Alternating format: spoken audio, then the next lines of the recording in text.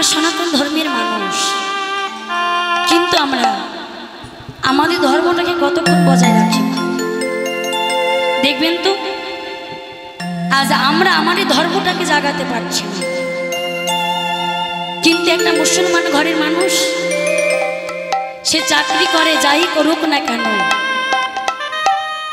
ঠিক প্রত্যেক শুক্রবার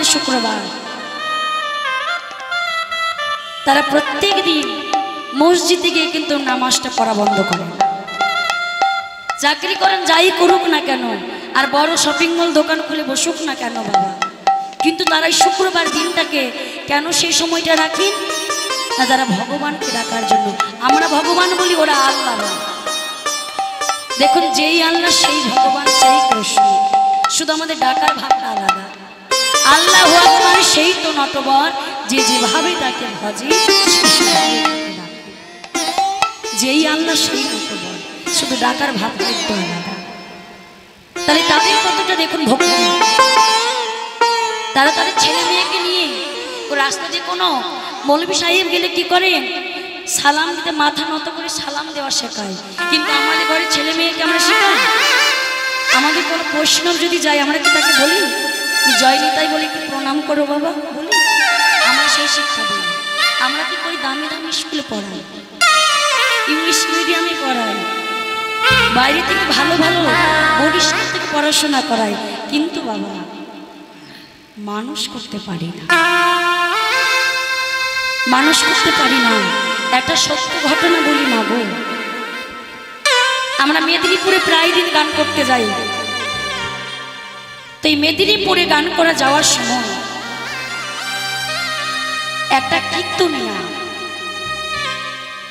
যেহেতু ইউটিউব চলছে নামটা বলবো না, নিজে কীর্তনিয়া হয়ে সকলকে জ্ঞান দান করেন।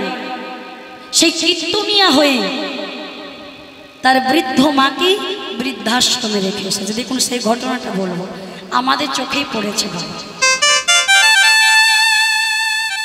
আমরা প্রায় দিনই মেদিনীপুর থেকে গান করে আসি, আর ওই বৃদ্ধাশ্রমে আশ্রমটার সম্মুখ দিয়ে আসা যায়। আর ঠিক 12টা, 1টা, 2টো, 3টের মধ্যে আমরা ওই রাস্তা দিয়ে ফিরি। তো ওই রাস্তার মধ্যেখানে এক পাশে দাঁড়িয়ে এক বৃদ্ধ মা, দুটি হৃদয় ভরে, দুটি নয়নের জলে কেঁদে কেঁদে একভাবে অনার্পিত ভাবে অনবরত ওই গাড়ির দিকে চেয়ে থাকে। আমরা একদিন আমাদের চোখে পড়লো, 2 দিন পড়েছে, 3 দিন পড়েছে, 4 দিনের দিন আমার সম্প্রদায় সকলে বলছে, আজ যদি সেই মাটাকে দেখতে পাই, গাড়িটাকে থামাবো, দেখবো সে এত রাত পর্যন্ত ওই রাস্তার মধ্যেখানে দাঁড়িয়ে সে কি করে। সেদিন আমরা ভোর ভোর ঢুকছি বাবা, দেখছি মাটা ঠিক রাস্তার এক পাশে দাঁড়িয়ে ওই একইভাবে কাঁদছে। গাড়িটা সাইড করে দাঁড় করালো, দাঁড়িয়ে মাটার কাছে গিয়ে বলছি, মা, ও মা, মা, কে কে মা বলে ডাকলো? আমায় মা বলো না, আমায় মা বলো না গো, আমায় মা বলো না, এই ডাকটা আমি শুনতে চাই না। এই মা ডাক শোনার জন্য আমি কত কষ্ট করেছি। এই একটিবারও শুধু মা ডাক শোনার জন্য কোনো টাকার চিন্তা করিনি। হসপিটালে ডাক্তারের কাছে টাকা ঢেলে গেছি শুধু ছোট্ট করে একটু মা ডাক শোনার জন্য। রাত দিন কত মন্দিরে মন্দিরে মাথা ঢুকে বেরিয়েছে শুধু একটি সন্তান দাও বলে, একটি সন্তান দাও বলে মন্দিরে মন্দিরে মাথা ঢুকে বেরিয়েছে। মা, আসল কথাটা একটু খুলে বলো তো, তোমার কি হয়েছে? শুনবে মা?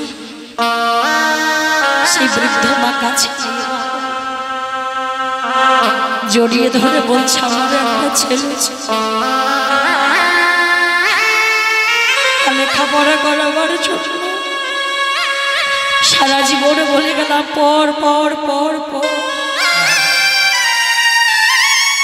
কিন্তু তাকে মানুষ করতে পারলাম না। ও মা, তুমি না হরিনাম করো, কীর্তন করো, আমার ছেলেটাও কীর্তন করে, আমার ছেলেটাও জানো কীর্তন করে। ও মা, এমন করে কাজ বলো না, কি হয়েছে তোমার? বলছে জানো বাবা, যেদিন থেকে ওই ছেলে আমার গর্ভে আসলো আমি গোপালের সেবা দেওয়া ভুলে গেলাম। সন্তানের চিন্তায় আমার গোপালের সেবা দেওয়া ভুলে গেলাম। সেই ছেলে যখন বড় হয়ে নিজের সংসার করল, সে আমায় ছেড়ে এই বৃদ্ধাশ্রমে রেখে সে নিজ সন্তান স্ত্রী নিয়ে সংসার করে। আর আমি এখানে চেয়ে থাকি কেন জানো? যদি ছেলেটা আমার এই পথ দিয়ে আসে, একটি বার তাকে দেখতে পাবো বলে। জানো কতদিন তার মুখে থেকে মা ডাকতে শুনি। যদি তার বদনের থেকে একটি বার মা ডাক শুনতে পেতাম, যে মা ডাক শোনার জন্য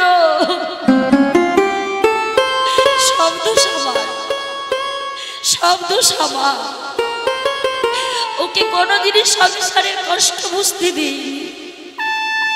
সারা জীবনে সুখী রেখেছি পর বাবা, মন দিয়ে লেখাপড়া করে মানুষের মতো মানুষ, শুধু পর পর করে গেলাম। কিন্তু কখনো তার ভেতরে আমি কেমন করে ভগবানকে সেবা দিতে হয় সেটা শিখালাম না, কেমন ভাবে বৈষ্ণবকে সেবা দিতে হয় সেটা শিখালাম না। মিথ্যা জ্ঞান নিয়ে সে আজ সকলকে জ্ঞান দিয়ে বেড়ায়। মা, তোমার এত কষ্ট দেখুন বাবা, মায়েরা, এই যে আমি আপনাদের সম্মুখে দাঁড়িয়ে আছি, আমি কারো মেয়ে, কারো আবার বউ, কারো আবার মা, আমারও একটা ছেলে আছে। এই সংসারে আমি যেমন কর্ম করব, আমাকে তো তেমনই ফল পেতে হবে। শাস্ত্রে প্রমাণ আছে, কাঁদালে কাঁদিতে হয়, এ কথা পুরাণে কয়। আজ তুমি কাঁদাচ্ছ, কালকে যে তোমাকে কাঁদতে হবে না তার কোনো নিশ্চয়তা আছে?